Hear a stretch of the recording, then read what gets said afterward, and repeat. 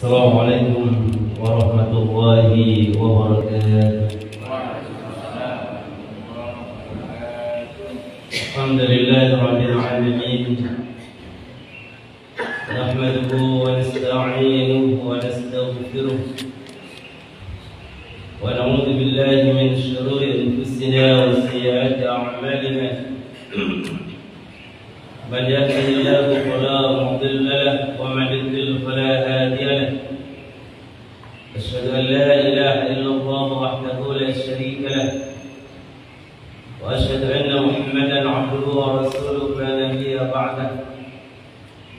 اللهم صل على محمد وعلى آل محمد. إن أصدق الحديث كتاب الله وخير الهدي هدي محمد صلى الله عليه وسلم وشر الأمور محدثاتها وكل محدثة بدعة وكل بدعة ضلالة وكل ضلالة في النار. أما بعد yang kemudian Bapak Imam Salat kita, Ustaz DKM, semuanya dan bapak-bapak, ibu-ibu jemaah dirahmati oleh Allah SWT. Alhamdulillah wa syukurillah, bersyukur kita kepada Allah. Pagi ini Allah takdirkan kita semuanya bisa salat subuh berjamaah yang nilainya sama dengan tahajud semalam suntuk. Dan kita bisa teruskan iktikaf bagi yang niat iktikaf. Yang tidak berniat tidak dapat. Maka diniatkan iktikaf, innamal a'malu binniyat. Karena semua amal tergantung kepada niat. Kemudian kita lanjutkan dengan ta'lim, man salaka tariqan yaltamisu fihi 'ilman sahalallahu lahu bihi tariqan ila jannah. Rasulullah bersabda, man salaka tariqan, barang siapa mau menempuh jalan, melangkahkan kakinya menempuh perjalanannya untuk apa?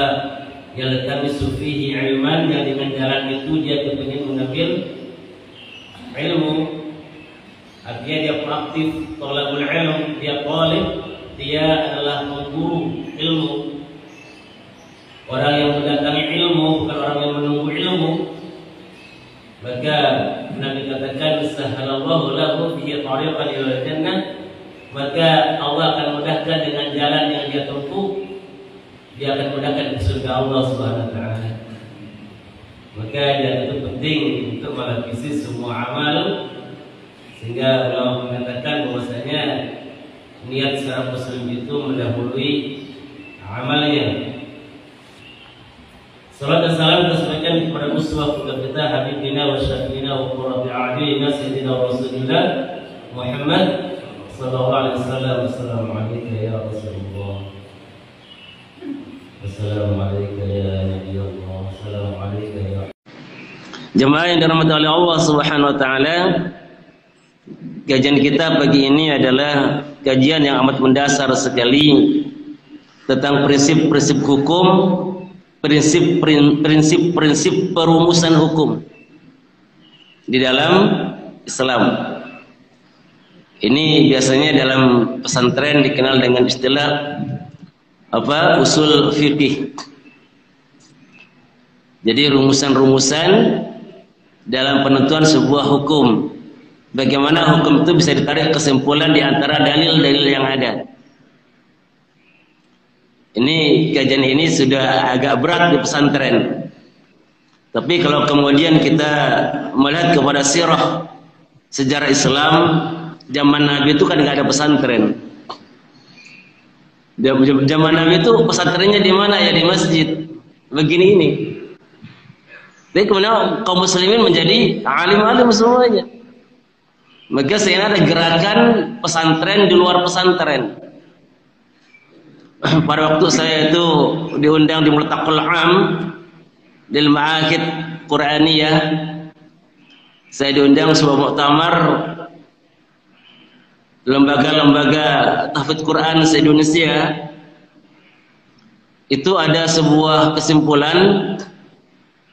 Pertama adalah para penghafal Quran ini yang bertebaran di Indonesia ini ada jarak dengan umatnya. ada jarak dengan masyarakatnya. Faktornya satu, Quran yang mereka baca itu yang sudah fasih di lidahnya, fasih di hatinya, enggak mampu mereka terjemahkan ke dalam bahasa masyarakatnya. Kendalanya adalah satu, mereka tidak menguasai bahasa Al-Quran. Walaupun mereka menguasai lafaz-lafaz Al-Quran, tapi bahasa Qurannya enggak mereka kuasai. Sehingga ketika interaksi dengan jamaahnya, dengan masyarakatnya, Quran ini berhenti pada lafadznya, enggak sampai kepada pesannya. Kenapa? Ada kendala bahasa di situ. Kesimpulan kedua adalah bahwasanya Quran ini adalah hak kaum muslimin, bukan hak anak pesantren. Sehingga sahabat Nabi hampir semuanya hafal Quran walaupun nggak ada pesantren. Di mana pesantrennya? Di masjid ini. Maka kita perlu menyadari saat itu kaum muslimin memiliki benteng-benteng umat, pusat peradaban umat yang berupa masjid. Pesantren itu belakangan. Sehingga kalau masjid ini kemudian diberdayakan dengan maksimal, maka sesungguhnya setiap kampung ada pesantrennya. Di mana adzan berkumandang, orang salat berjamaah, maka itu adalah pesantren. Dan kemudian alhamdulillah sekarang di masjid mana-mana, termasuk di Istiqomah ini, pesantren masjid itu sudah berjalan dengan kajian-kajian mendasar, termasuk kajian-kajian materi pesantren sekarang ini namanya usul fiqh. Sehingga nanti jamaah kalau anaknya mondok tiba-tiba bercerita tentang usul fiqh, istilah-istilah fikih, kita nyambung ngobrol dengan mereka. Memang ayah pesantrennya di mana kok nyambung? Ayah nggak jauh-jauh pesantrennya di mana? Di Masjid Istiqomah. Ibu juga di Istiqomah pesantrennya, sehingga nyambung bahasanya. Apa itu usul fikih? Jamaah sekalian, Rasulullah SAW dalam hadis sahihnya mengatakan, Bismillahirrahmanirrahim. Man yuridillahu bihi khairan yufaqihu fid din. Man, barang siapa, kalau dalam bahasa Arab sopone wong, barang siapa yuridillah, yang Allah kehendaki orang tadi khairan, baik pada dirinya, yufaqihu fid din, Allah faqihkan dia di dalam masalah agama. Fikih itu diambil kata al-fahmu, dia pahamkan, Allah pahamkan dia dalam masalah agama. Tanda kebaikan seseorang yang dikehendaki oleh Allah, dia paham pada agamanya. Cara pahamnya macam-macam, bisa pesantren tadi, bisa hadir di majelis taklim, bisa interaksi dengan orang-orang alim, enggak ngaji khusus tapi pergaulannya orang-orang alim. Sehingga Allah bukakan hatinya, Allah buka hijab-hijab jiwanya, dan dia paham maksud agama ini. Dan ini esensi diturunkannya Al-Quran. Kita ini tiap hari interaksi dengan Quran dalam bentuk apa? Tilawah. Tapi apakah itu sudah sampai pada hakikat diturunkannya Al-Quran? Belum. Karena Al-Quran itu nggak boleh berhenti pada tingkat tilawah. Bahwasanya kita tilawah Al-Quran itu bagus, itu ibadah, bagus sekali, amat sangat baik. Bukan buruk, amat sangat baik. Tapi berhenti di ibadah tilawah salah. Kenapa? Karena kita belum menyentuh hakikat diturunkannya Al-Quran. Apa hakikat diturunkannya Al-Quran? Syahrul Ramadan alladzi unzila fihi al-Quran. Bulan Ramadan adalah bulan diturunkannya Al-Quran. Allah bicara Quran, katanya dalam Ramadan. Sebetulnya Allah bicara fungsi. Apa fungsinya diturunkannya Al-Quran? Hudal linnas. Quran diturunkan sebagai huda, petunjuk. Wa bayyinatin minal huda wal furqan. Dan merupakan rincian-rincian petunjuk itu. Dan untuk membedakan mana antara hak dan batil, mana antara ahli surga dan ahli neraka, mana antara ahli Allah dan ahli musuh-musuh Allah. Semuanya akan dibedakan dengan Al-Quran, sehingga ulama mengatakan miqyasul amal huwal Quran. Kalau kita ingin tahu bahwasanya orang ini berpihak di mana, ukur dengan Al-Quran. Dia berada di barisannya Allah atau dia berada di barisannya orang-orang yang memusuhi Allah. Pakai apa hujahnya? Pakai Al-Quran. Al-Quran akan menjelaskan semua. Di mana barisan-barisan Allah, di mana barisan-barisan orang yang memusuhi Allah. Siapa orang yang loyal kepada Allah, siapa orang yang berkhianat kepada Allah, maka ukurannya Al-Quran. Bahkan Quran yang dibaca oleh musuh Allah pun akan menjelaskan di mana posisi mereka. Sehingga Islam itu tidak menjadi samar, terang benderang, jelas. Al-Furqan, jelas. Hak jelas, batil jelas, halal jelas, haram jelas, berpihak kepada Allah jelas, berkhianat kepada Allah jelas. Furqan, sebuah satu yang akan membedakan seseorang di mana dia berada, di mana dia berpijak. Sehingga Nabi mengatakan sebuah hadis sahihnya, riwayat Muslim mengatakan, taraktu fikum amrayn. Aku tinggalkan kepada kalian dua perkara. Saat Rasulullah wafat, beliau mengatakan taraktu fikum amrayni. Aku tinggalkan kepada kalian dua perkara. Ya. Lan tadillu abadan ma in tamassaktum bihima. Kalian selama-lamanya tidak akan tersesat, selama-lamanya. Kata-katanya pakai lan. Lan itu Pak ada la, ada lam, ada lan. Kalau sudah Allah dan Nabi mengatakan lan, orang Arab paham. Lan ini adalah listimror, tidak sampai hari kiamat. Tidak untuk selama-lamanya. Walan tarda ankal yahudu walan nasara hatta tattabi'a millatahum. Lannya diulang dua kali. Walan tarda ankal yahudu walan nasara hatta tattabi'a millatahum. Selama-lamanya sampai hari kiamat terjadi, orang Yahudi dan Nasrani tidak akan pernah senang hatinya dengan kalian. Sampai kalian mengikuti tata cara millah mereka, bukan agama mereka, millah mereka. Hatta tattabi'u millatahum. Sampai kalian mengikuti tata cara mereka, tata cara hidup mereka. Makan tangan kiri, cara pakaiannya, cara pakaian mereka, cara gaulnya, gaul mereka, cara pestanya, pesta mereka, cara berkeluarganya, cara berkeluarga mereka. Mereka senang. Dan cara memasukkan milah mereka kepada kaum muslimin dengan cara bergaul, keakraban. Barang siapa akrab dengan seseorang, maka agamanya akan diwarnai oleh orang itu. Sehingga Nabi berpesan agar kita melihat dengan siapa kita ini berteman, karena teman kita akan mewarnai agama kita. Pakai lan. Terus Nabi mengatakan, taraktu fikum amrayn. Aku tinggalkan kepada kalian dua perkara. Lan tadillu abadan min ba'di. Kalian selama-lamanya tidak akan tersesat ketika aku tinggalkan kalian. Lan tadillu min ba'di. Selama-lamanya kalian tidak akan pernah tersesat. Ma in tamassaktum bihima. Selama kalian pegang keduanya. Apa keduanya itu?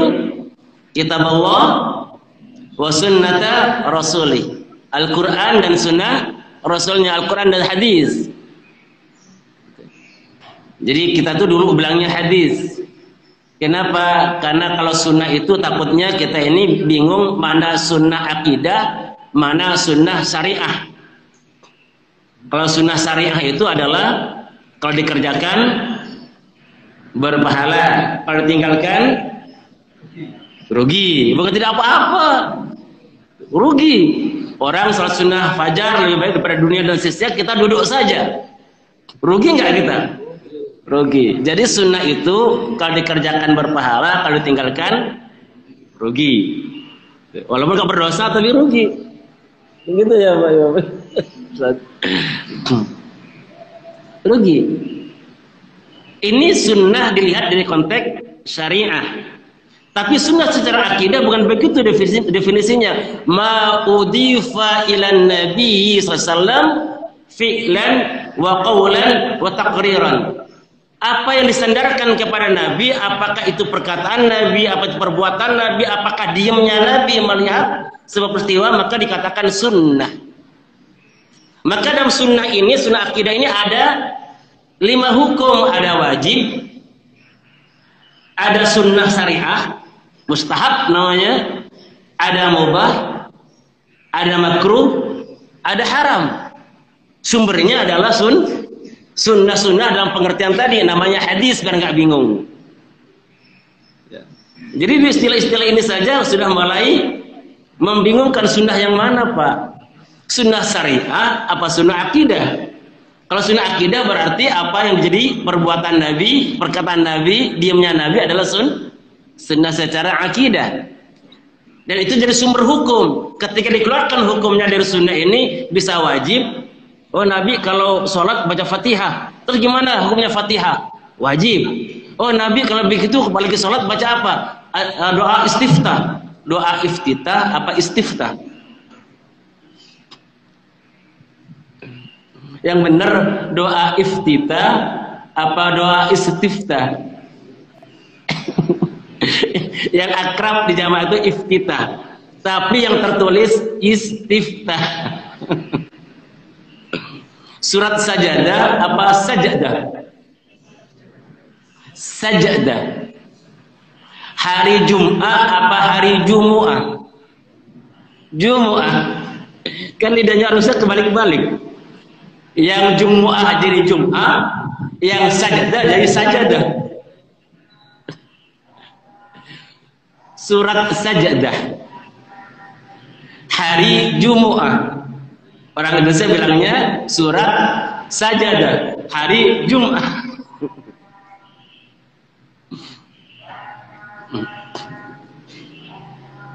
Jadi dari sisi akidah, sunnah diartikan tadi. Dari sisi syariah berbeda lagi. Maka jamaah sekalian dirahmati oleh Allah Subhanahu wa taala, Nabi mengatakan taraktu fikum amrayn lan tadillu ma in tamassaktum bihima kitaballah wa sunnata rasulih. Pakai lan, kalian selama-lamanya tidak akan tersesat kalau pegang 2 perkara yang aku tinggalkan, 2 warisanku, Al-Quran dan As-Sunnah. Problem terjadi. Kita udah tahu semua nih. Allah mengatakan wa'tasimu bihablillahi jami'an wa la tafarraqu. Pada seperti sini kita paham, enggak ada masalah. Ketika Nabi mengatakan tinggalkan 2 perkara, Al-Quran dan Sunnah, kalian tidak akan sesat. Ketika Allah mengatakan wa'tasimu bihablillahi jami'an wa la tafarraqu, pegang teguh oleh kalian tali Allah itu Quran dan Sunnah. Kalian jangan berpecah belah. Sampai di sini enggak ada masalah, paham semua kaum muslimin. Cuma pada ketika akan melangkah masuk ke dalamnya, problem terjadi. Apa problemnya? Sebagian besar kaum muslimin tidak paham bahasa Al-Quran dan tidak paham bahasa Sunnah. Ini masalah. Kaum muslimin ini berpunya persoalan pada al-fahmu. Maka banyak kaum muslimin nggak bisa membedakan mana khatib, mana khotib. Banyak kaum muslimin tidak bisa membedakan mana jamal, mana jamal. Kaum muslimin banyak nggak bisa membedakan mana mahram, mana muhrim. Kaum muslimin banyak nggak bisa membedakan mana akbar dan mana akbar. Begitu pula kaum muslimin tidak tidak bisa membedakan mana Allah dan mana Allah. Hampir semua kaum muslimin nggak bisa membedakan mana la dan mana la. Sehingga tidak jarang terjadi orang kepingin mengucapkan kalimat tauhid tapi dirinya murtad. La ilaha illallah, la ilaha illallah, la ilaha illallah. Masih bagus. Semangat, kenceng. La ilaha illallah, la ilaha illallah, la ilaha illallah, la ilaha illallah. Awalnya tauhid, belakangnya musyrik. Di mana letaknya? Pada posisi la panjang dan la pendek. La ketika dipanjangkan la maka artinya tidak ada. La ilaha illallah, tiada Tuhan kecuali Allah. La ilaha illallah, tiada Tuhan kecuali Allah. Asyhadu an la ilaha illallah illallah, dikumandangkan, aku bersaksi la ilaha illallah, tiada Tuhan kecuali Allah. Saking kencangnya, panjangnya hilang menjadi la ilaha illallah, la ilaha illallah. La dibaca pendek artinya betul-betul ada Tuhan selain Allah. Ada lagi, asyhadu an la ilaha illallah, aku bersaksi betul-betul ada Tuhan selain Allah, dikumandangkan.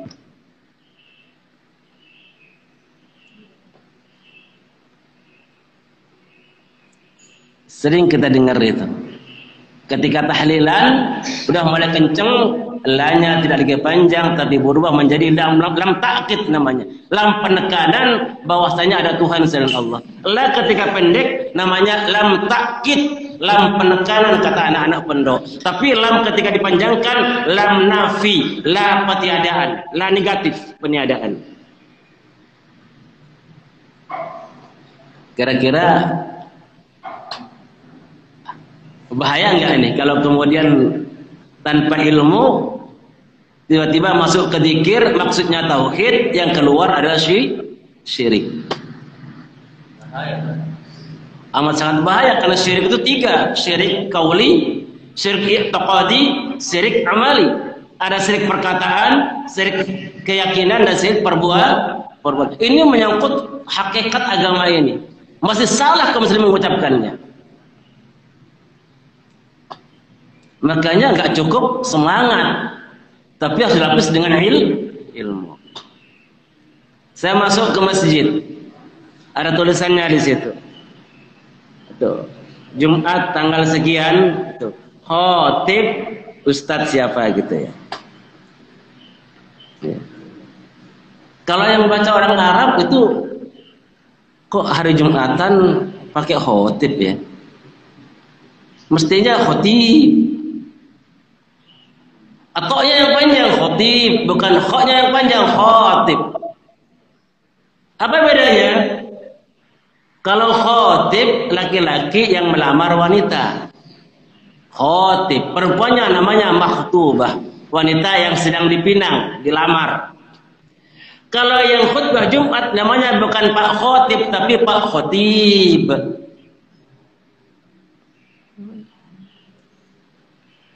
Siapa khotibnya hari ini? Bukan siapa khotibnya hari ini. Yang di khotib siapa? Nggak tahu, Pak. Sini nggak ada laki-laki yang sedang melamar wanita.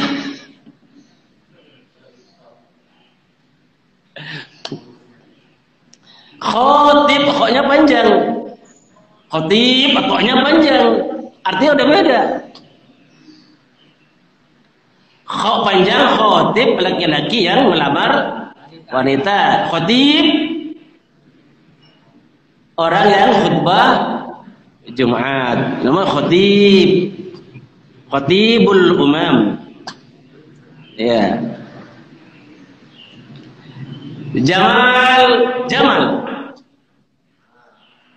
Jamaluddin, keindahan agama. Pak Jamal, bapak yang indah. Emaknya pendek, Jamal artinya unta. Pak Jamal, Pak unta. Jamaluddin, untanya agama.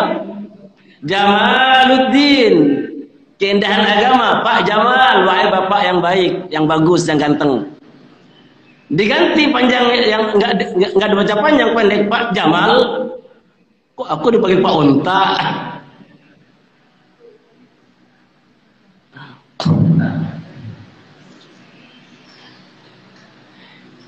Pak maaf ya, dia bukan muhrim saya.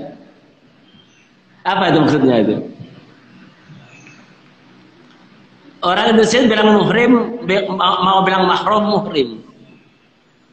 Muhrim itu adalah orang yang sedang ihram. Maka di kitab itu ada namanya takfinul muhrim. Karena mengkafani orang yang sedang ihram. Bacanya muhrim bukan mahram. Takfinul muhrim, mengkafani orang yang sedang ihram. Orang yang sedang ihram namanya muhrim. Kalau laki-laki perempuan yang nggak boleh dinikahi namanya mahram. Tulisannya sama. Mim, ha, ro, mim. Mau dibaca muhrim apa mahram? Tulisannya sama. Orang yang muhrim itu, yang sedang meninggal dunia, sedang ihram, maka nggak boleh ditutup kepalanya. Karena nanti di hadapan Allah akan dibangkitkan dalam keadaan bertalbiyah. Labbaik Allahumma labbaik. Labbaik la syarika lak labbaik innal hamda wal ni'mata lak wal mulk la syarika lak. Maka ketika muhrim ini meninggal dunia, maka kepalanya tidak boleh bukan mahram, tapi muhrim. Saking khusyuknya, nggak ada di sini. Imamnya takbirnya Allahu Akbar. Saking khusyuknya, dinikmati takbirnya, tapi sholatnya langsung batal itu. Dan kita yang bermakmum nggak boleh berjamaah di belakang dia. Karena dia sedang tidak sholat dia. Dia enggak sholat. Karena Nabi mengatakan bahwasanya miftahus sholati at-tuhur wa tahrimuha at-takbir wa tahrimuha as-salam. Nabi mengatakan bahwasanya kuncinya sholat itu taharah, bersesuci. Maka enggak bisa orang itu sholat tanpa suci. Kalau dari apa? Dari hadis besar mandi, hadis kecil wudu, nggak bisa wudu tayamum, itu adalah taharah. Tuhur itu bersesuci. Baik itu dari taharah najis ataupun tuhur dari hadas. Wa tahrimuha, haramnya salat takbir. Salat itu haram. Kapan haramnya salat? Mulai takbir Allahu Akbar. Maka haram semua perbuatan dan perkataan di luar perkataan dan perbuatan sholat, haram hukumnya. Tadi masih boleh. Nanti malam bola ya? Iya. Tuh. Barcelona melawan siapa? Oh, udah takbir dulu sholat. Ngomong-ngomong belum takbir masih boleh. Sinian rapetin aja. Masih boleh. Kenapa? Belum takbir. Begitu Allahu Akbar, maka semua perkataan dan perbuatan di luar perbuatan sholat haram. Maka dikatakan takbiratul ihram, takbir yang mengharamkan semua perbuatan dan perkataan di luar perbuatan dan perkataan sholat. Maka tidak boleh kemudian ini gigit nyamuk, gigit di sini. Cukup kita garuknya pakai jari. Kenapa semuanya bergerak? Nambah kebutuhan gerakan ini berarti gerakan di luar salat dan keperluan, haram hukumnya. Pertanyaannya nanti ya Pak. Pertanyaan nanti. Dibanding dulu ya Pak. Insyaallah maju lagi. Nah, orang tadi enggak takbir. Allahu Akbar, nyentuh ke hati anak, tapi dia nggak sholat. Orang yang nggak sholat nggak bisa dimakmumin oleh orang sholat. Kenapa dia nggak sholat? Dia nggak takbir. Kalau saya artikan kalimat yang keluar, Allahu Akbar, apakah Allah itu beduk? Begitu. Arti kalimatnya apakah Allah itu beduk? Gitu. Takbir bukan itu. Atau begini, Allahu Akbar, dia juga nggak takbir. Apa artinya? Apakah Allah itu maha besar? Dia sedang bertanya kebesarannya Allah, bukan menyatakan kebesarannya. Atau dia depannya benar, Allahu Akbar, Allah beduk begitu. Dia tidak sedang sholat. Saya suatu ketika masuk ke sebuah masjid besar, masjid agung, masjid besar. Satu saat sholat maghrib, imamnya qari nasional. Ya Allah, bacaannya, suaranya bagus benar. Hanya saya kaget sekali ketika dia pas takbir intiqal, takbirnya Allahu Akbar, saya langsung mufarraqah, keluar daripada jamaah. Tapi di situ nggak keluar, coba niat hati pisah dengan jamaah, nggak mau jadi imam makmum lagi, nggak bermakmum pada beliau, saya teruskan sendiri. Walaupun gerakannya saya sesuaikan dengan gerakan umum, tapi tidak berniat berjamaah. Namanya mufarraqah. Selesai sholat, saya datangi kantor masjidnya. Saya tanya, Pak, yang tadi ingat jadi imam siapa? Oh, Ustadz ini Pak, kenapa? Ya Allah, bacaannya bukan main. Tersentuh hati saya, Pak. Itu. Saya kepingin memiliki nomor HP-nya, boleh enggak? Ada. Dikasih. Dalam senyap saya WA beliau. Belum WA, kata masa SMS. Saya katakan, Ustadz, ana jamaah antum nggak lihat ana juga tidak sempat lihat wajah antum, tapi ana dengar suara antum, ya Allah, masya Allah, bacaan Qurannya bagus. Cuma Ustadz ini di hati ke hati saja, sebagai dua orang bersaudara saja lillahi ta'ala. Tuh, mungkin antum khilaf, lupa, itu di takbirnya ana dengar begini, atau telinga ana yang salah mendengar.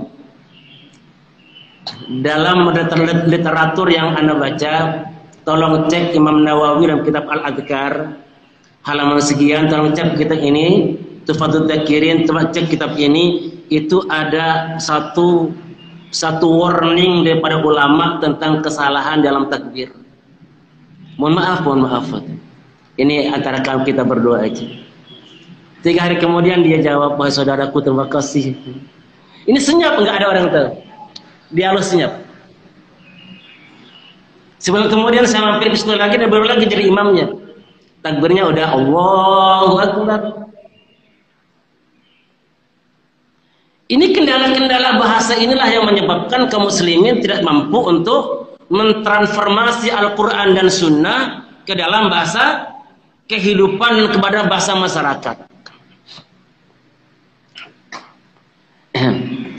Maka pesan Nabi tadi, taraktu fikum amrayn lan tadillu ma in tamassaktum bihima, kitaballah wa sunnata rasulih.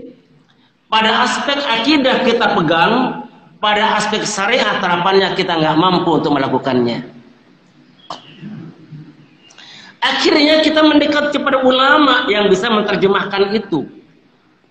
Karena ulama adalah warasatul anbiya, yang bisa menerjemahkan Quran, As-Sunnah ke dalam bahasa kita sehari-hari. Sehingga sebagian besar kaum muslimin nggak perlu repot-repot belajar ilmu tafsir, belajar ilmu hadis, belajar berfikih, cukup kemudian hadir, mencatat dan bertanya kepada gurunya.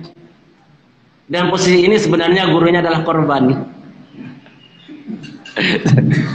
Jadi dia udah capek-capek ngaji kan, jamaahnya tinggal mendapatkan ketenangan dari dirinya.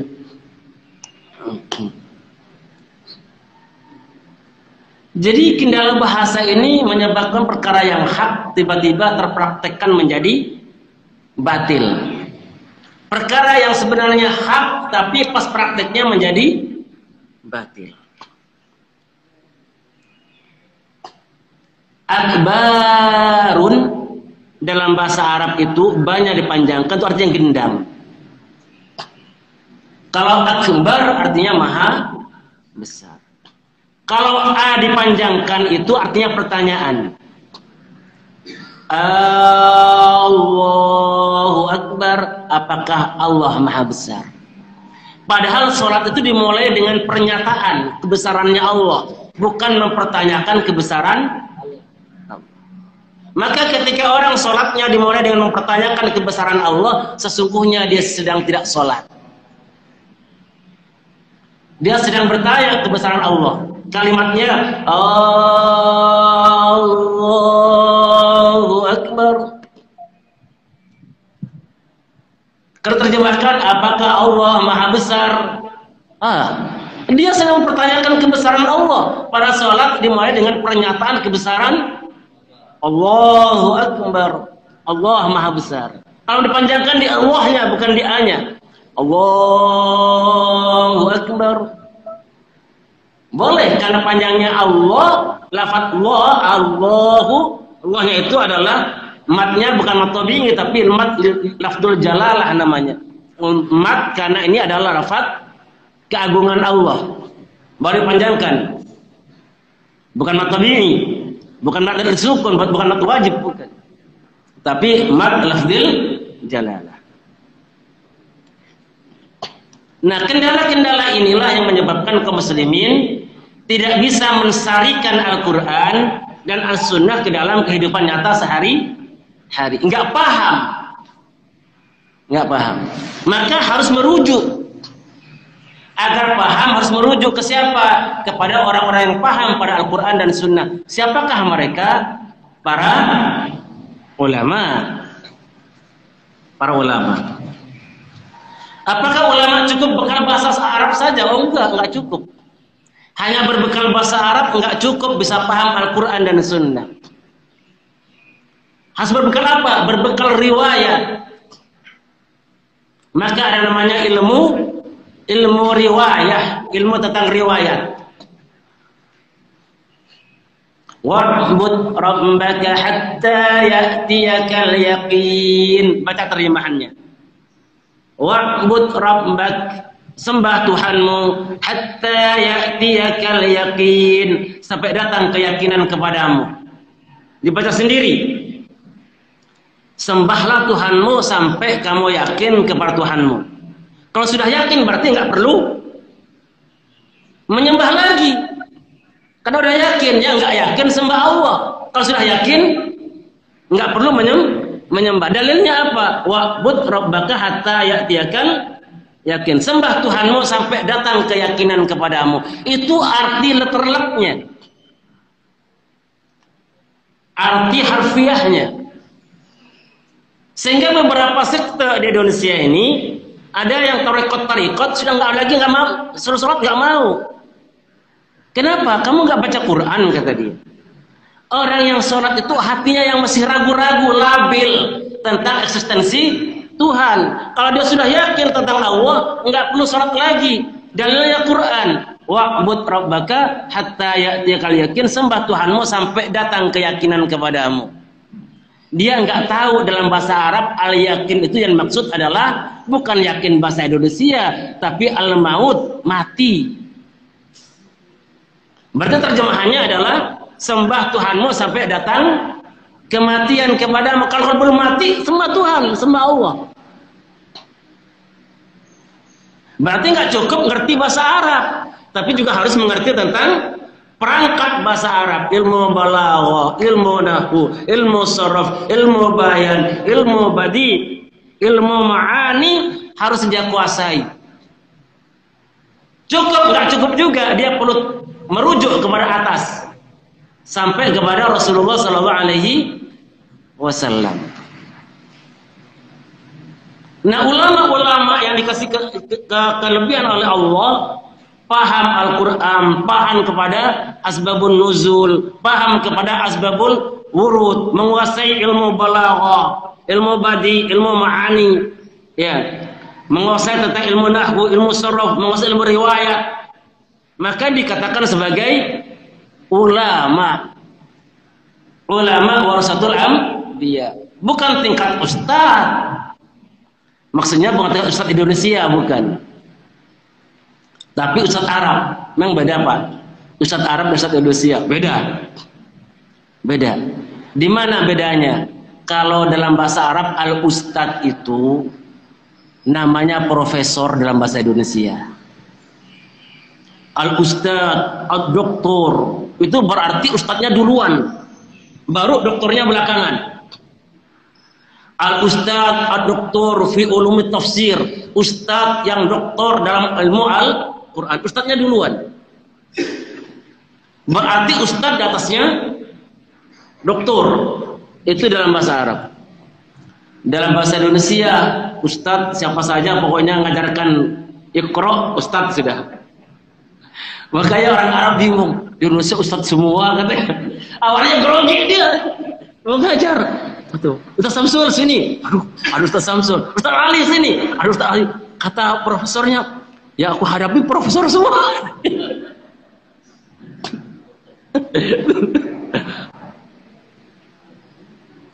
Jadi al-ustadz itu Pak, kalau dalam bahasa Arab sudah di atasnya doktor, guru besar, maka dia bergelar al-ustadz. Jadi derajatnya sudah bukan lagi alim, bukan lagi alim. Dalam bahasa Arab itu bertingkat. Orang yang alim namanya alim, ainnya panjang, alim. Di atasnya alim, lamnya panjang, alim. Di atasnya alim, allamah. Di atasnya alamin namanya baru bergelar al-ustadz.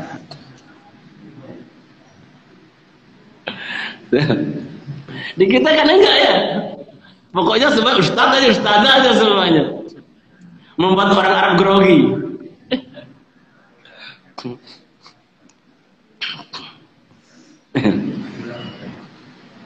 Maka akhirnya ulama-ulama yang tingkatan al-ustadz tadi itu, yang ilmunya sudah lengkap dari itu, maka membuat rumusan-rumusan dalam memahami Al-Quran dan As-Sunnah biar umat ini gampang memahami. Di antara rumusan itu adalah kitab yang ditulis oleh Al-Imam Asy-Syafi'i namanya Ar-Risalah. Kitab Risalah ini adalah menjawab pertanyaan muridnya dari Damaskus, Syria. Mengatakan, wahai guruku dalam bahasa Indonesia, kalau aku menemukan secara dohir antara hadis dengan hadis tabrakan maknanya, saya melihat bahwasanya secara dohir bahasa antara Quran dengan hadis tabrakan. Bagaimana saya menyikapi ini semua? Satu pertanyaan dijawab, ditulis dalam sebuah kitab khusus. Namanya kitab Ar-Risalah, dan itu menjadi kitab pokok di dalam ilmu usul fikih. Wahai anakku, kalau kau menemukan kasus begini maka begini, dudukkan demikian, maka kata Imam Ahmad, aku hafal 1 juta hadis. Tapi pemahaman hadisku rapi ketika aku ketemu Imam Syafi'i. Aku baru tahu di mana ini hadis, di mana kedudukannya, bagaimana menyimpulkannya. Setelah aku ketemu Imam Syafi'i, maka dirapikan semua 1 juta hadis di otakku ini dirapikan oleh Imam Syafi'i. Sehingga Imam Ahmad bin Hanbal, kalau Imam Syafi'i hadir, maka beliau turun dari kursinya. Dan kursinya diserahkan pada Imam Syafi'i dan beliau ganti jadi murid depan Imam Syafi'i.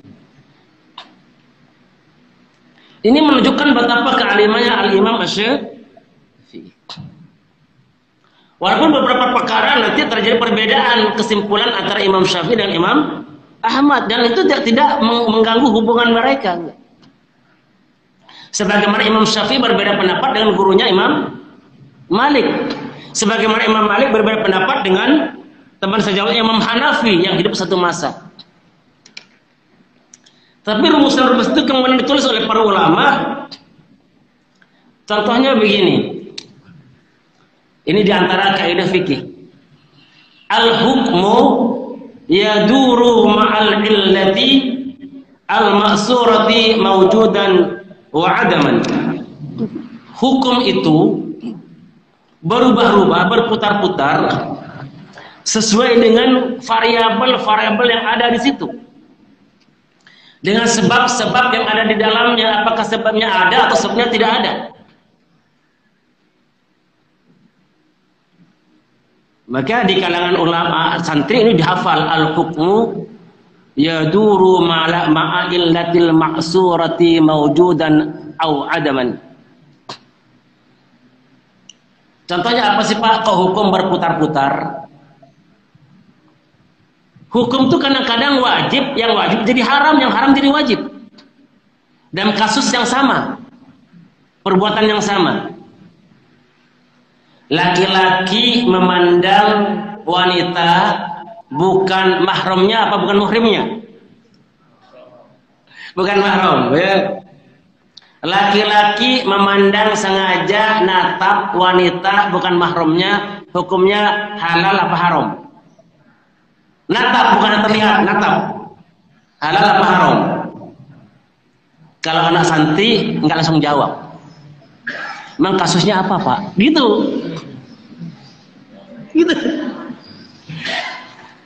Ketika ditanya oleh gurunya, laki-laki menatap wanita, lama ditatapin. Bukan mahramnya, halal apa haram. Karena dia udah belajar usul fikih, dia bilang, memang kasusnya apa Pak Ustaz? Dia boleh nanya dulu, nggak jawab.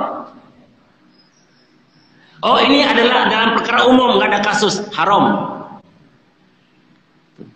Terus kalau ada kasus kenapa? Ya tanya dulu kasusnya Ustaz.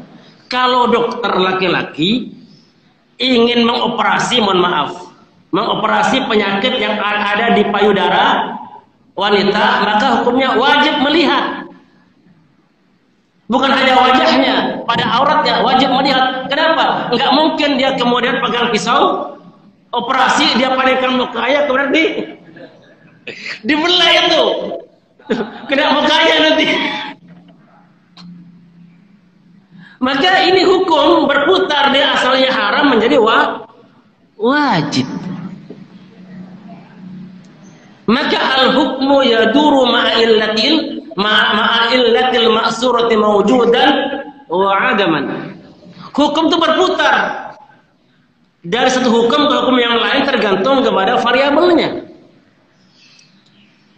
Pegang-pegangan aja, wanita bukan mahramnya dipegang-pegangan aja, tuh nggak apa-apa Ustaz, nggak apa. Kenapa? Halal. Memang kenapa kasusnya? Nenek-nenek mau nyebrang, nenek-nenek mau nyebrang, itu mobil banyak, ya saya pegangin dia, stopin, bukan mahram, diseberangin, boleh. Kalau gadis nggak boleh dipegang, cukup dipandu saja. Jadi hukumnya berubah. Anak kecil perempuan kita gendongin, bukan mahramnya juga.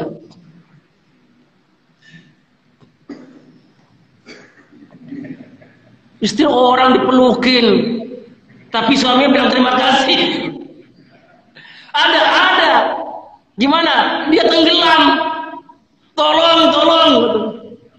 Kita naik motor, lihat orang tenggelam nyemplung, karena kita bisa berenang, kita pegangin, nggak bisa, kita pelukin. Pokoknya gimana caranya selamat ke darat. Begitu selamat, berhenti meluknya. Terus hukumnya berubah. Tadi wajib sampai di darat jadi haram. Berubah hukumnya. Tadi begitu sampai masih di air, kata suaminya, terima kasih Pak, kelamaan di darat jantungnya oleh istrinya, oleh suaminya, berubah hukumnya. Ini yang dikatakan dalam usul fikih al-hukmu yaduru ma'illatil ma'surati mawjudan wa adaman. Dirumuskan oleh ulama. Hukum itu berputar dari satu kasus ke kasus yang lain, tergantung kepada apa variabel masalah itu. Ini kalau orang lapang enggak debat lama masalah masker. Dia sedang batuk pakai masker yang enggak apa-apa, menyelamatkan dirinya, menyelamatkan orang lain. Kalau enggak ada masalah pakai masker, masalah hukumnya makruh. Kalau nggak ada masalah bisa jadi wajib. Maka nggak berlama-lama berdebat. Kenapa al-hukmu yaduru ma'illatil ma'surati wujudan wa adaman. Ngerti dia kepada usul fikih. Jangankan begini kasusnya. Tadi itu melakukan istrinya orang aja, suaminya terima kasih karena istrinya tenggelam.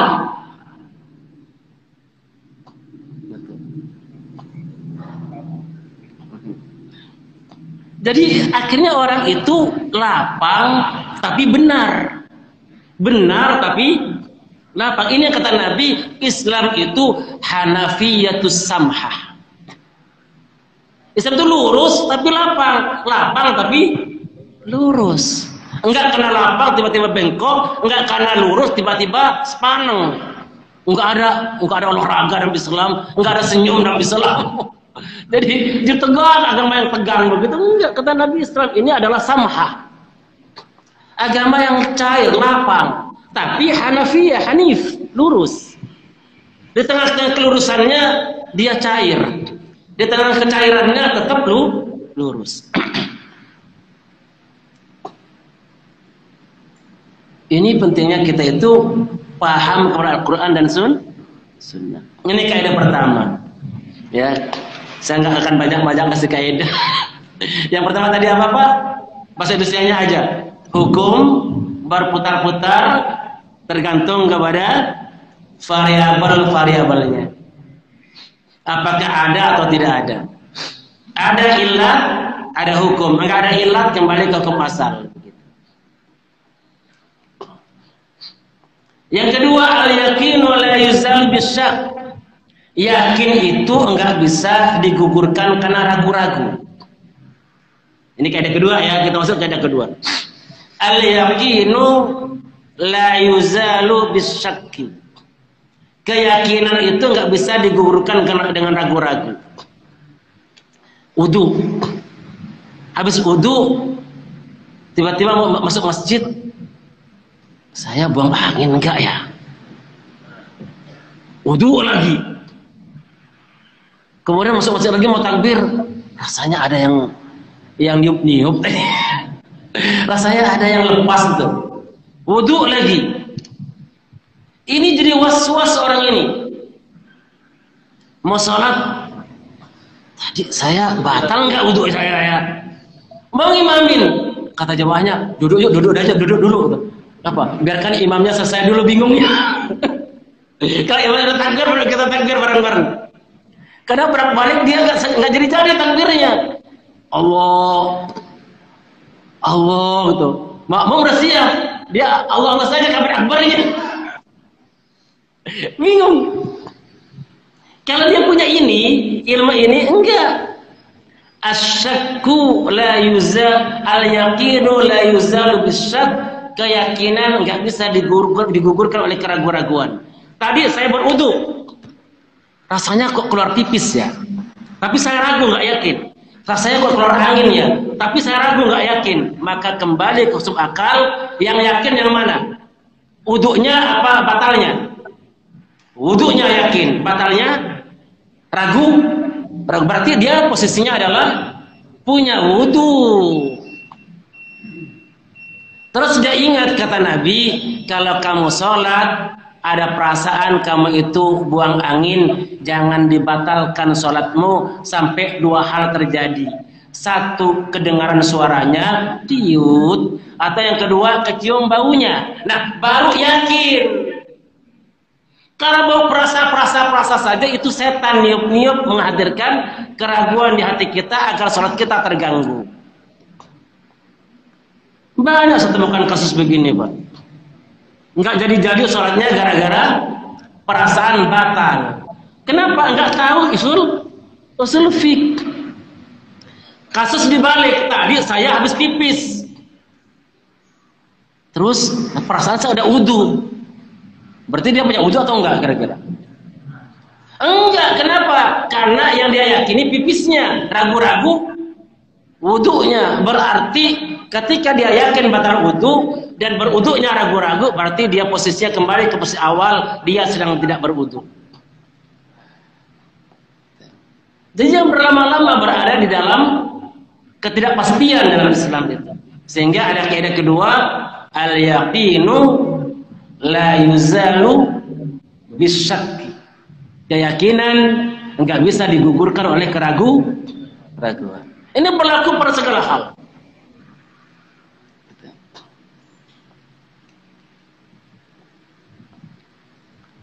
Terus yang ketiga sekarang,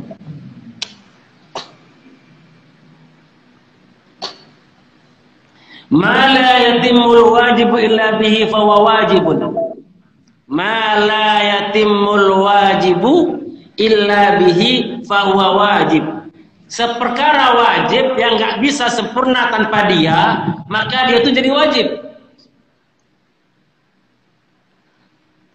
Perkara wajib nggak bisa dilaksanakan kecuali ada perkara tidak wajib.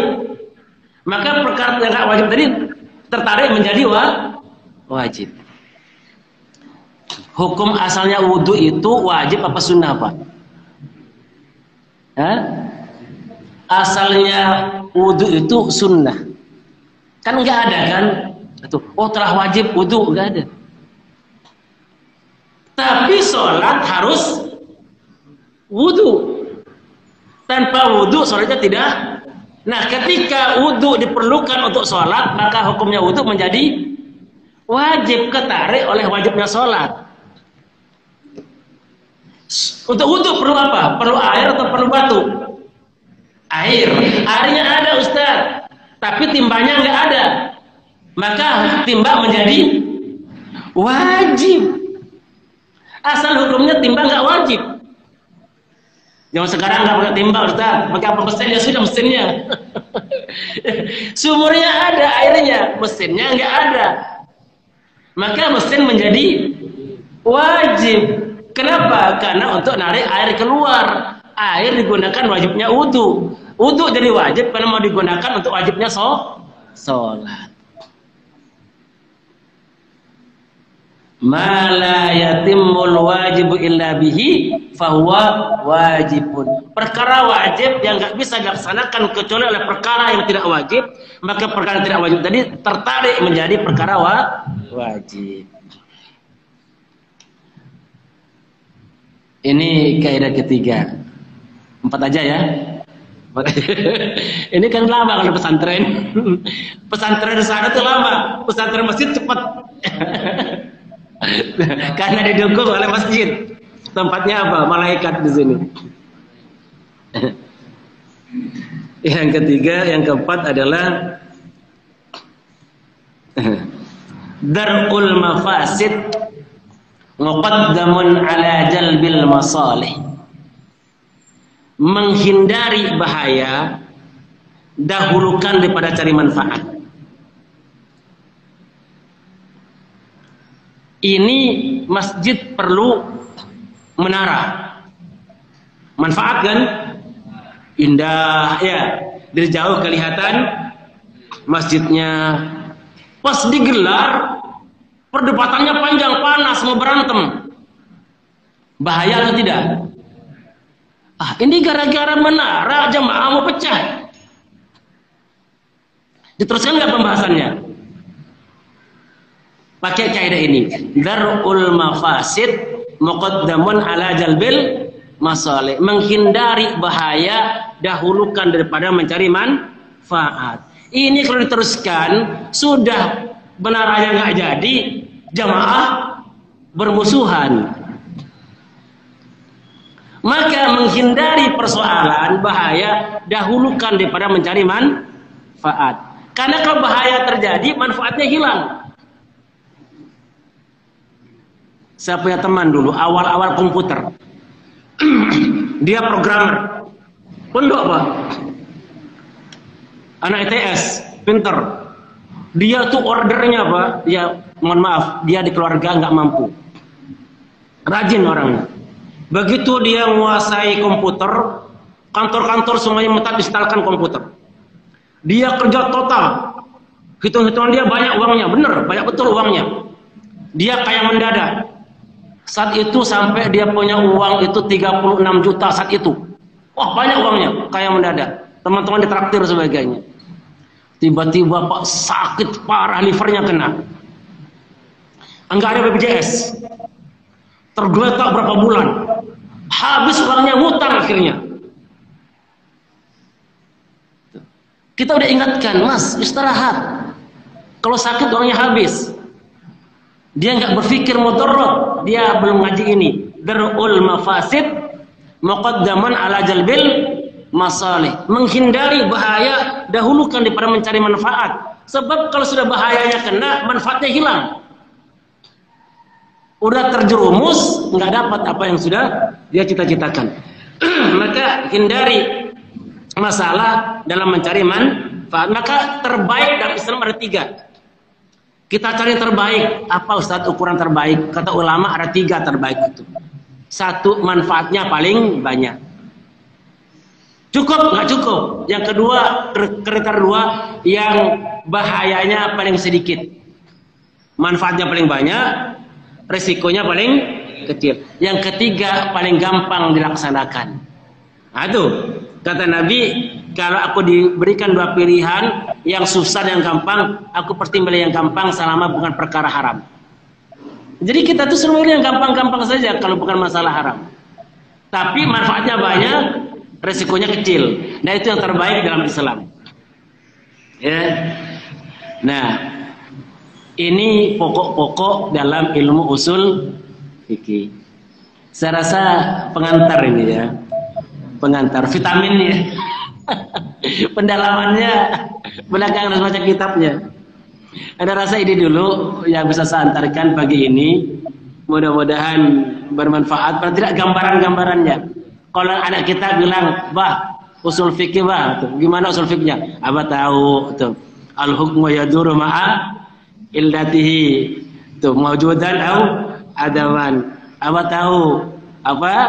Bahwasanya al-yakinu la yuzalu, bisa yakin nggak bisa digugurkan oleh keraguan dan sebagainya. Ya, walaupun pakai bahasa Indonesianya nggak apa-apa. Ini dulu yang bisa saya sampaikan. Mudah-mudahan bermanfaat sebagai sebuah kajian mendasar dalam ilmu usul fikih. Dan insyaallah kalau ada apa pendalaman monggo. Alhamdulillah kembali lagi pada Ustaz kita yang telah menyampaikan pelajarannya pada pagi ini terkait masalah prinsip-prinsip perumusan hukum dalam Islam. Ada dua hal yang sangat penting yang telah disampaikan beliau pada pagi ini. Yang pertama adalah terkait dengan hadis Rasulullah SAW. Taraktu fiikum amrayn ma tamassaktum bima tatiqu abada. Kitabullah wa sunnah Rasulih. Kutinggalkan untuk kalian dua perkara dan kalian tidak akan pernah tersesat selama-lamanya. Selama masih berpegang pada keduanya, itu Al-Quran dan Sunnah Rasulnya.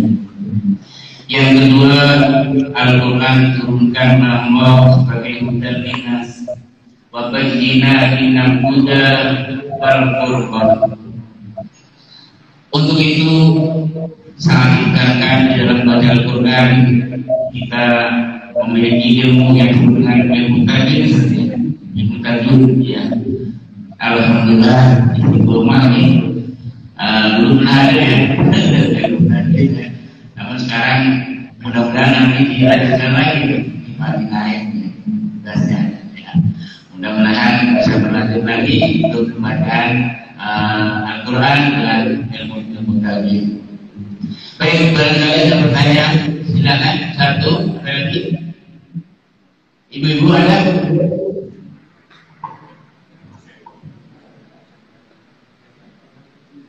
Bapak ngomong aja.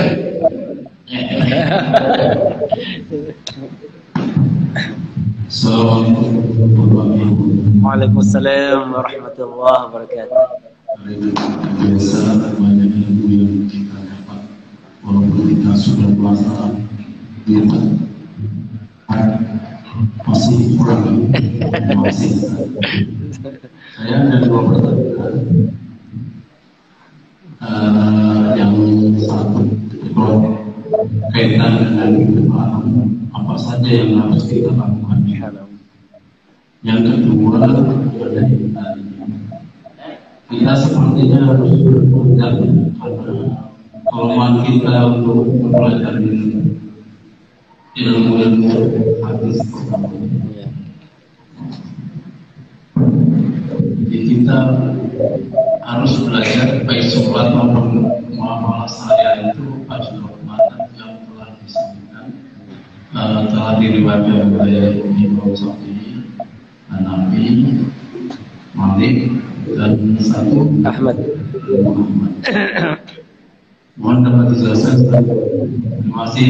Assalamualaikum warahmatullahi wabarakatuh. Waalaikumsalam warahmatullahi wabarakatuh. Ada lagi? Ya.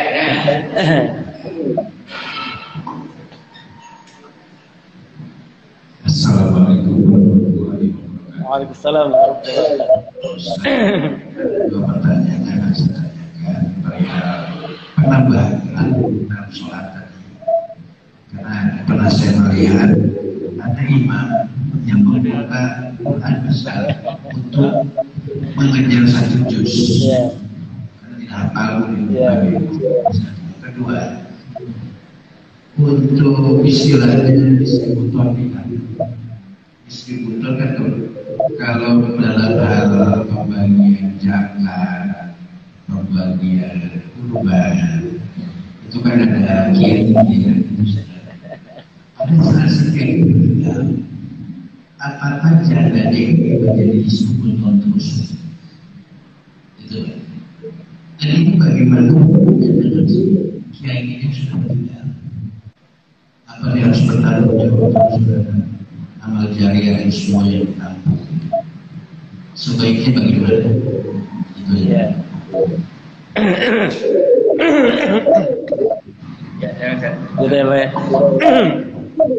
Bismillahirrahmanirrahim. Allahumma shalli ala Muhammad wa ala Muhammad. Jamaah sekalian, pertanyaan pertama adalah amal apa yang mesti kita lakukan di bulan Muharram ya? Ini subhanallah. Kita masuk pada dimensi warul asr demi waktu. Dan kaum muslimin itu harus perhatikan masalah waktu ini. Kalau enggak akan menjadi manusia yang rugi. Muharram ini adalah satu di antara bulan-bulan yang dimuliakan oleh Allah. Bulan haram. Di antara bulan haram itu ada bulan Muharram. Yang tiga berurutan, yang satu terpisah. Yang berurutan Dzulqa'dah, Dzulhijjah, Muharram. Setelah Syawal kita masuk Dzulqa'dah. Kemudian setelah Dzulqa'dah, Dzulhijjah kemarin. Kemudian kita masuk Muharram. Dan tanggal 1 sekarang ya? Tanggal 1 atau tanggal 2? Nah, itu adalah bulan haram. Nah, di bulan-bulan haram ini dan Rajab yang terpisah. Bulan-bulan haram ini saking pentingnya sampai Allah sendiri bicara tentang bulan haram di Quran langsung. Inna iddatas syuhur indallahi 12 syahran fi kitabillah yawma khalaqas samawati wal arda minha arba'atun hurum. Di antara minha arba'atun hurum ini Allah mengatakan wala tadzlimu fihinna anfusakum. Amal pertama adalah kita menjauhi maksiat. Amal pertama kita menjauhi maksiat, karena maksiat pada bulan Muharram ini berlipat dosanya. Dan kemudian yang kedua baru membangun amal-amal soleh yang juga berlipat. Di antara amal-amal soleh yang kita lakukan itu adalah puasa di bulan Muharram ini hampir sebulan penuh. Bulan Muharram ini punya nama lain, namanya Syahrullah. Nabi mengatakan Abdul Siyami ba'da Ramadan Syahrullahi Muharram. Sebaik-baiknya puasa sunnah setelah Ramadan ada puasa sunnah di bulan yang bernama bulan Allah yang bernama Muharram. Jadi nama lainnya Muharram adalah Syahrullah. Dinisbatkan langsung kepada Allah. Dan di sini boleh perbanyak puasa hingga dibatasi 10 hari. Sebanyak-banyaknya puasa ini karena Muharramnya. Tetapi ada puncaknya. Kalau di Dzulhijjah puncaknya tanggal 9 Arafah. Kalau di Muharram tanggal 10 namanya Asyura. Yang kemudian dalam bahasa Jawa dikatakan Suro. Ya. Cuma dalam konteks kejawaan atau kesundaan, Suro itu konotasinya adalah singit. Penuh dengan kesirikan ya, mandikan keris ya, tuh bakar dupa ya, macam-macam yang terkait dengan masalah klinik-klinik. Dan Islam sesungguhnya adalah mulia, cuma bukan dalam konteks kesirikan, konteks ketauhidan. Kita memperbanyak amal soleh, semua amal soleh, perbanyak dalamnya. Terutama ada puncaknya puasa sunnah pada hari Asyura. Kalau kita hitung berarti hari Asyura nanti jatuh pada hari apa? Sekarang hari Ahad tanggal 2 ya? 2. Berarti Ahad, Senin, Selasa, Rabu, Kamis, Jumat, Sabtu, Ahad, Senin, Selasa. Nyambung itu. Hari Seninnya puasa Senin, puasa Muharram, Selasanya puasa Asyura. Ada kan acara di sini? Apa bentuk acaranya? Buka puasa bersama misalnya. Perlu disiarkan. Perkara-perkara yang sudah disiarkan oleh Rasulullah dan Rasulnya perlu disiarkan di tingkat pelaksanaan di tingkat bawah. Beberapa masjid sudah mengadakan acara-acara itu agar jamaah termotivasi untuk mengamalkannya, menyambut sabda Rasulullah SAW. Apakah ini bukan perkara bid'ah, Ustaz? Ada perayaan keliling-keliling. Bid'ah itu adanya di ibadah. Subuh 3 rakaat bid'ah. Kemudian orang berkurban pakai ayam, bid'ah. Salat duha pakai adzan, bid'ah. Kemudian haji enggak ke Mekah tapi ke Gunung Sindur, bid'ah. Jadi ketika sebuah ibadah keluar daripada konteksnya, maka itu bid'ah. Ibadah haji itu tempatnya ditentukan Mekah, waktunya ditentukan bulan haji, tata caranya manasik ditentukan, tempat, waktu, tata cara ditentukan. Syiar enggak ditentukan, zikir enggak ditentukan, kapan tempatnya boleh zikir, berjalan, tidur-tiduran, ya duduk boleh, enggak ditentukan. Makanya masuk usul fikih, orang yang mengucapkan usolli fardhu maghrib itu bid'ah atau tidak? Pertanyaannya adalah, itu sholat atau tidak? Orang usolli fardhu maghrib itu sholat apa tidak? Belum sholat. Karena sholat mulainya apa? Takbir. Pertanyaannya dibalik, sebelum takbir boleh nggak ngomong bola? Nanti bola bersolahnya melawan siapa? Boleh? Sini dong, jangan jauh-jauhan, boleh? Boleh. Ngomong apa saja yang tidak maksiat boleh, karena di luar konteks sholat. Yang nggak boleh mewajibkan usolli sebelum sholat. Yang dipersoalkan ulama adalah orang yang mewajibkan, yang nggak mewajibkan nggak apa-apa. Ini jadi kalau masuk ke fikih itu rinci, Pak. Yang mau dipersoalkan apanya ini? Ucapannya atau mengatakan wajibnya.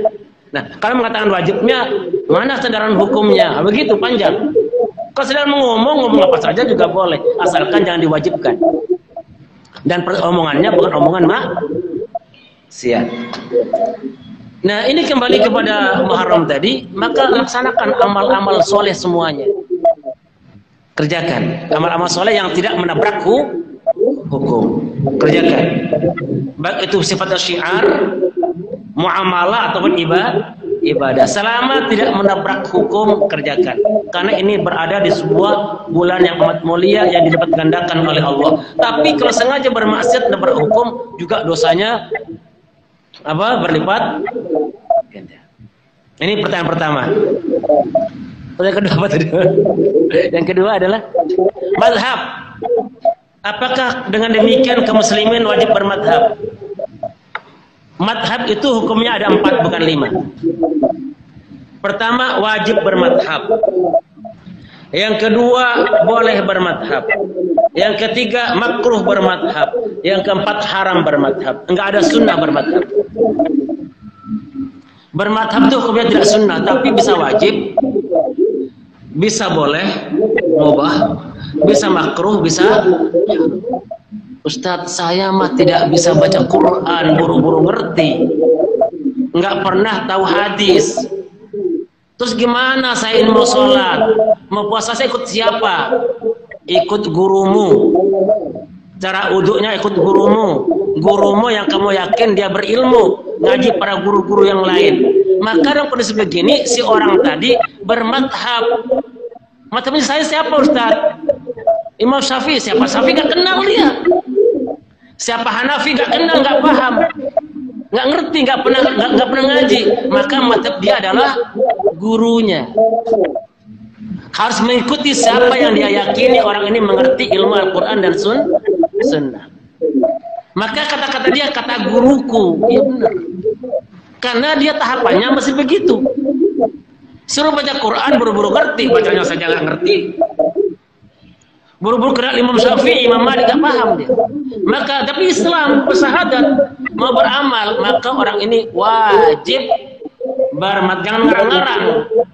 Ustaz, mimpi saya semalam tata cara wudhunya begini, ya nggak boleh. Harus bermadhab kepada orang yang dia yakini berjalur kepada Allah dan Rasulnya.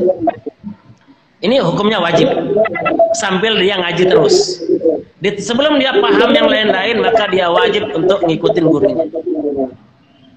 Makanya dalam Islam itu orang ngajar tidak boleh dollah wa abdullah. Udah dirinya sesat menyesatkan orang lain. Maka dia harus yakin dengan ilmu yang diajarkan. Kenapa? Dia punya silsilah ilmu kepada Rasulullah sallallahu alaihi wasallam.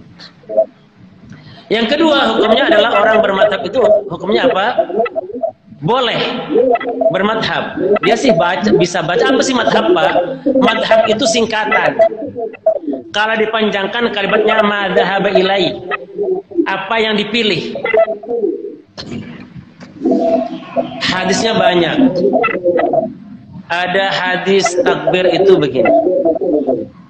Ada hadis takbir itu begini. Ada hadis takbir begini. Banyak hadisnya.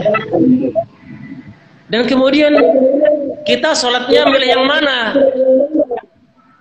Nggak mungkin diterapkan sekaligus semuanya. Allahu Akbar misalnya. Nggak bisa. Maka kemudian ulama-ulama mengumpulkan semua hadis, mana yang paling kuat periwayatannya.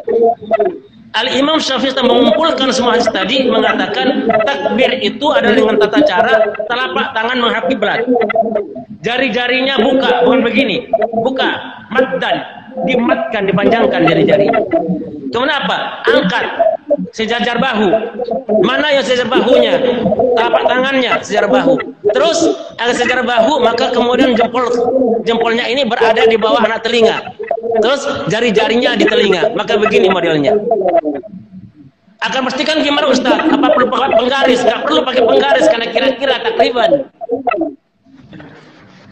Ya, pastikan untuk nggak perlu. Kenapa? Takriban kira-kira begini. Allahu Akbar. Begitu. Nabi habis takbir, di mana dipakai? Ada riwayat kemudian tangan telapaknya di pergelangan tangan kirinya. Ditaruhnya di mana? Di dada. Riwayat yang lain dada bagian atas.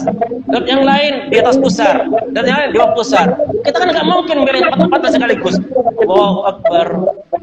Begini kan nggak mungkin. Nah, memilih ini bahasa Arabnya madhab. Memilih namanya madhab ilai. Akhirnya Syafi'i memilih mana? Di dada. Atau beliau merekomendasi yang di atas pusar. Sebagian dada bagian atas. Dia milih ini. Sebagian lagi memilih di bawah pusar. Sebagian lagi memilih nggak perlu sedekap. Langsung. Allahu Akbar. Alhamdulillahirabbil alamin. Nah, ini memilih bahasa Arabnya madhab. Karena memilihnya di antara semua dasar yang ada, maka berlakulah kaidah yang Nabi mengatakan, kembali ke usul fikih lagi. Idza hakamal hakim, jika seorang hakim harus memutuskan perkara, summa jatahada, kalau beliau melakukan analisa hukum, fa asaba, kesimpulannya tepat, falahu ajron, dia dapat 2 pahala. Wa idza hakama, ketika kali yang lain dia memutuskan hukum, summa jatahada, dia melakukan analisa hukum, fa ahtoa, tiba-tiba kesimpulannya salah, maka falahu ajrun, dia dapat 1 pahala. Kalau benar berapa pahala? 2 pahala. Kalau salah 1 pahala. Tapi koridornya Al-Quran dan Sunnah. Maka kalau benar tepat 2 pahala, kalau salah 1 pahala. Tapi yang melakukan ini hakim ulama, bukan kita. Bukan kita. Kita baru belajar usul fiqh. Statusnya baru terdengar. Ini sudah hafal semuanya. Melakukan analisa hukum. Ternyata pilihan Imam Syafi'i beda dengan pilihan Imam Ahmad, beda dengan pilihan Imam Malik. Semuanya hasil ijtihad, maka semuanya benar. Yang membedakan mungkin dapat 2 pahala atau 1 pahala. Makanya kita ini tidak boleh tidak merujuk. Harus merujuk kemana? Ke orang-orang yang sudah distempel oleh Allah, Allah ridho kepada mereka. Siapa yang distempel oleh Allah, Allah ridho? 2 generasi, tambah 1 generasi. Bapak baca surat Taubah 100. السابقون الأولون من المهاجرين والأنصار والذين اتبعوهم بإحسان رضي الله عنهم ورضوا عنه. Generasi pertama di kalangan muhajirin ansor dan pengikut mereka muhajirin ansor. Muhajirin ansor berarti sahabat, dan pengikut sahabat yang baik generasi sesudahnya tabi'in, tabi'in. Siapa pengikut mereka? Ulama. Siapa di kalangan tabi'in? Imam Hanafi. Siapa di kalangan tabi'in? Imam Malik, Imam Ahmad bin Hanbal. Dari kalangan tabi'in. Ngikutin mereka sahabat, maka Allah cap mereka. Allah ridho kepada mereka, mereka ridho kepada Allah SWT. Sampai pada derajat kehambaan tertinggi, Allah stempel Allah ridho pada mereka. Nah, di jalur ini kita berjalan. Di jalur ulama-ulama yang ilmunya nyambung kepada tabi'in, nyambung kepada tabi'in, nyambung kepada sahabat, nyambung kepada Rasul, nyambung kepada Allah Azza wa Jalla. Ini maka kita wajib merujuk. Nggak boleh kita pahami sendiri Al-Quran, karena kita bukan pada tingkatan al-ustad dan al-lama, belum sampai ke sana. Itu yang pertama. Yang kedua ya Pak Haji. Yang ketiga tadi Bapak Haji, gimana kalau imam baca Quran pakai mushaf, bukan mushaf? Para ulama mengatakan boleh kalau salat sunnah dan nggak boleh kalau salat wajib. Kenapa? Kalau salat wajib kaidahnya adalah faqra'u ma tayassara minal Qur'an, baca yang mudah daripada Al-Qur'an. Jangan takalluf, jangan memberat-beratkan diri, jangan merepotkan jamaah. Maka baca yang mudah dari dirinya, yang ada pada dirinya. Dalilnya adalah faqra'u ma tayassara minal Qur'an, baca yang mudah daripada Al-Qur'an. Begitu. Sehingga enggak perlu dia harus pakai mushaf. Tapi salat sunnah boleh berpanjang-panjang. Kalau salat fardu, imam menyesuaikan dengan kondisi makmum. Tapi kalau salat sunnah, makmum menyesuaikan dengan kemauan imam. Boleh baca Al-Baqarah. Tiba-tiba assalamualaikum kabur semua jemaah. Misalnya, enggak apa-apa. Jadi makmum sudah siap ikutin imam. Sehingga Anas ketika bersolat malam tahajud dengan Rasulullah, dia hampir meninggalkan Nabi karena nggak kuat. Nabi lagi sholat, Anas datang makmum tahajud. Rasulullah baca Fatihah, baca Al-Baqarah. Kata Anas di hatinya, mungkin Nabi 100 ayat ruku kali. Di hatinya ngomong sendiri, didengerin 100 ayat lewat, kan hafal juga Anas. Oh mungkin separuhnya nanti ruku kali, separuh lewat. Oh mungkin 2/3 ruku kali. Lewat, kata dia. Oh barangnya Al-Baqarah ruku, didengerin. Dan ternyata Al-Baqarah selesai, Nabi masuk ke An-Nisa, bukan ke Al-Imran. An-Nisa didengerin. Padahal An-Nisa selesai ruku kali gitu. Nabi kemudian lanjutkan ke Ali-Imran. Nah di sini kemudian ulama mengatakan kalau gitu baca Quran nggak mesti urut. Kan Nabi Al-Baqarah, An-Nisa, Ali-Imran. Bukan Al-Baqarah, Ali-Imran, An-Nisa. Pegel juga 3 surat sekaligus, surat panjang-panjang, Al-Baqarah, An-Nisa, Ali-Imran. Mau nggak mau harus ikut. Dan Nabi tahu Anas bermakmum. Nah di sini timbul kemudian kaidah hukum, kalau salat sunnah makmum ngikutin imam, panjang bacaannya. Tapi kalau salat fardu, imam mengukur kekuatan jamaah, makanya tidak boleh takalluf sampai buka surat sebagainya. Itu Pak Haji. Ini. Kemudian tadi tentang masalah distributor saya belum jelas itu.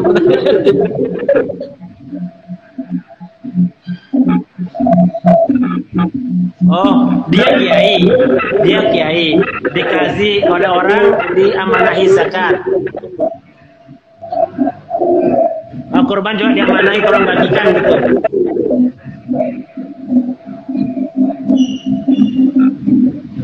Oh, kalau pertanyaan wajib nggak wajib Pak Haji, karena di dalam soal negara yang tidak berlaku hukum Islam, fatwa Al-Imam Asy-Syafi'i, sebaiknya zakat itu langsung berikan kepada mustahik, langsung berikan kepada yang bersangkutan. Tapi dalam negara-negara Islam maka amil dibentuk oleh negara.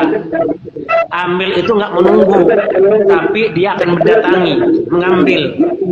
Ya, jadi dalam hukum Islam amil itu melakukan perintah khud min amwalihim, ambil, sehingga dia nggak menunggu di masjid, tapi dia mendatangi rumah menghitung harta kaum muslimin, ambil zakat hartanya, dia proaktif.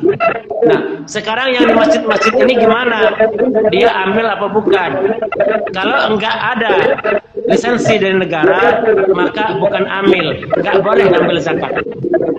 Karena ini adalah panitia sosial. Kecuali di antara yang ada itu adalah fakir, miskin, gharim.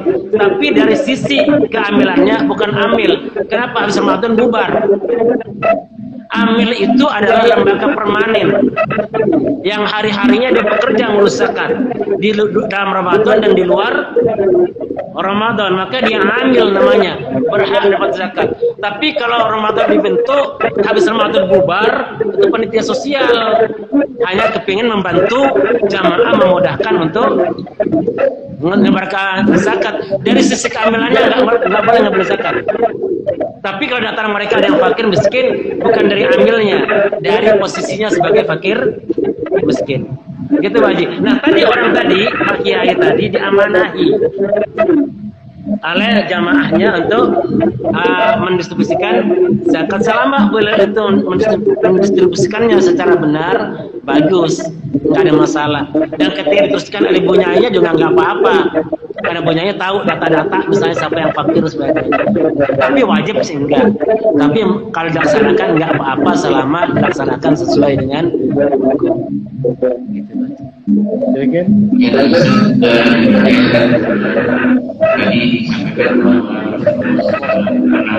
pernah berhasil dalam bacaan Al-Quran dari surat Al-Baqarah yang Al-Insan yang dilanjutkan dengan Al-Iqbal. Padahal kita tahu bahwa ayat-ayat itu, surat-surat itu setelah terhimpun, setelah tidak bersama, dan sementara pada saat Rasulullah pada saat itu belum terkumpul ayat-ayat itu. Bagaimana? Penting dijelaskan. Ketua panitia penulis Quran itu adalah Zaid bin Sabit, yang dibentuk oleh Sayyidina Utsman bin Affan. Dibentuklah panitia penulisan mushaf Al-Quran, sehingga mushaf Quran sudah jadi seperti sekarang ini. Itu dibentuk sebenarnya dibentuknya zaman Umar bin Khattab, setelah Umar mendesak Abu Bakar As-Siddiq karena peristiwa meninggalnya sahabat 70 orang yang dikhianati itu. Maka Umar awalnya menolak, Abu Bakar menolak karena takut melakukan perbuatan yang nggak pernah dilakukan Nabi. Tapi Umar mendesak, demi Allah Abu Bakar, ini adalah perkara yang baik. Sebab kalau Quran nggak dibukukan akan habis penghafal Quran kita. Siapa yang mengajarkan Quran ke depan? Sampai kemudian Abu Bakar teryakini sama musyawarah dengan sahabat, Quran perlu ditulis, dibukukan. Maka dibentuklah kemudian penelitiannya itu yang ketua oleh Zaid bin Sabit. Zaid bin Sabit di zaman Nabi adalah penulis wahyu. Zaid bin Sabit ini. Kemudian baru selesai zaman Utsman bin Affan. Dalam proses penulisan ini Zaid bin Sabit membuat satu aturan. Salah satu aturannya adalah Quran itu aku akan tulis dengan 2 syarat. Pertama, ayatnya ada di hafalan semua sahabat. Yang kedua adalah ada tulisannya yang disampaikan kepada aku. Apakah itu di batu, apa itu di kulit kayu, apa di kulit hewan, apa di daun-daun lontar. Yang penting ketika hafalannya disetorkan, tulisannya bawa. Yang paling lama tidak ditulis ayat laqad ja'akum rasulun min anfusikum azizun 'alaihi ma 'anittum harisun 'alaikum bil mu'minina raufur rahim. Rasulullah, Abu Bakar, Umar, Utsman baru selesai ditulis.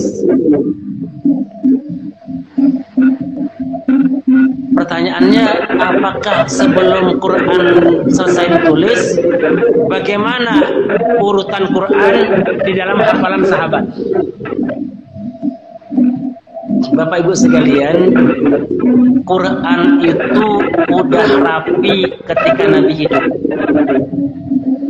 Beda dan penulisan Injil 100 tahun setelah wafatnya Nabi Isa alaihis salam. Quran itu begitu turun satu ayat, maka Nabi nyuruh tulis.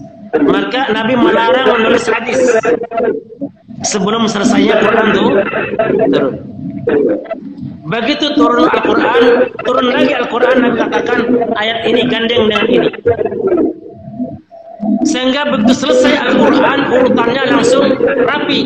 Al-Fatihah, Al-Baqarah, Ali Imran, An-Nisa, Al-Ma'idah, itu udah rapi sampai An-Nas udah rapi dalam hafalan sahabat. Dan nama-namanya, surat ini mulai dari ini, akhirnya ini, sambung dengan ayat ini, surat ini, akhirnya ini, sudah rapi dalam hafalan sahabat semua. Sehingga ketika Zaid bin Sabit menulis rapi, ada semua ada hafalannya. Laqad ja'akum ada semua. Kata Zaid, mana tulisannya? Sehingga datang seorang wanita dari ujung pelosok bawah, tulang unta, ada tulisannya. Maka baru ditulis dalam mushaf yang dibuat dari lembaran-lembaran kulit unta. Dibuat 3, 1 dibaca sendiri oleh Utsman bin Affan, 2 disebarkan kepada keseluruh kaum muslimin setelah suruh perbanyak. Dan ketika disebarkan, bukan hanya Qur'annya yang jalan, tapi dengan penghafal Qur'annya dikirim rombongan sekaligus. Karena zaman itu tidak ada titik. Ha, jim, ho sama, nun, ba sama, sin, shin sama, enggak ada titik. Tuh kok bisa baca? Ya bisa menghafal. Itu benar sahabat. Tulisannya nun, ba, sa sama tulisannya. Ha, jim, kho sama, dal, zal sama, ro, zai sama, sin, shin sama, nggak ada titiknya. Tapi bacanya fasih. Kalau kita kan beda sedikit. Tinggal dibalik saja. Udah ada titiknya, ada harokatnya, fasih. Jadi begitu, Pak Ustaz. Jadi ketika Nabi baca Zaid bin Anas yang jamaah dengan Rasulullah, ngikutin, tahu. Dan Nabi baca Al-Baqarah. Al-Baqarah ayat ke-100. Hafal, kenapa sudah hafal semuanya? Hanya Qur'annya belum ada. Semua hafalan sahabat semuanya sama, semua seragam. Seragam semuanya. Apalagi sahabat nggak ada yang sholat sendirian, semuanya berjamaah, jadi rapi semuanya. Ya mirip-mirip kita lah, gitu ya. Kalau surah An-Nas trikul gitu kan, apa ayat pertama, kedua, begitu ya. Jadi pembukuannya belakangan, sudah hafalannya sudah rapi semua. Selesai di zaman Rasulullah Sallallahu Alaihi Wasallam sampai Nabi wafat selesai. Itu udah rapi di hafalan sahabat semua. Begitu kalau kita baca tentang sejarah penulisan Al-Quran. Saya kira demikian. Mungkin ini sebagai bukti bahwa Allah menurunkan Al-Quran dan Allah yang menjaganya. Ya.